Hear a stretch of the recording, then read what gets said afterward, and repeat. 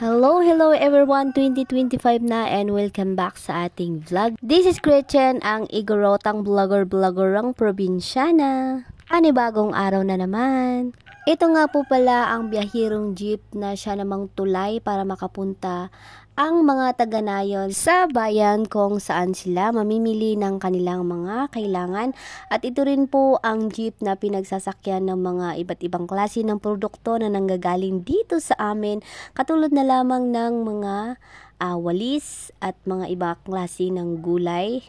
Kasama na doon yung mga luya, yung mga ganyan. Dito sa aming barangay ay kukunti lang ang mga tao, kaya naman hindi siya katulad ng syudad na oras-oras na may nagbibiyahing jeep. Pag nagbibiyahe ang jeep ay oras lang ng market. Kumbaga parang araw lang ng market day. Kung mapapansin nyo ay parang lubak-lubak yung aming daanan kasi nga naman ay under construction po siya. So soon sana po maayos na. Ganyan nga po yung sit up namin every time na yung aming jeep na sinasakyan is mapupuno. Talaga namang wala kang choice kundi punta ka sa tablod. So ganyan po yung aming sit up.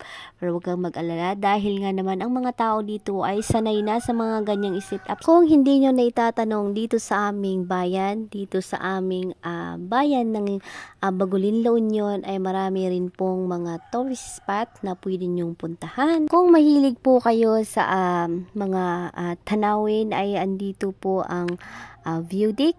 And kung mahilig din po kayo sa mga ilog, yung mga ganyan ay nako, napakaraming mga falls dito sa amin.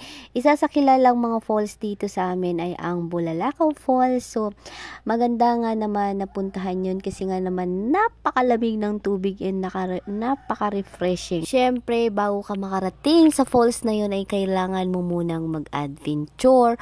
At syempre, kung ikaw ay mahilig sa adventure, nako, swak na swak talaga sa iyo yon. So enjoy and welcome po sa aming barangay.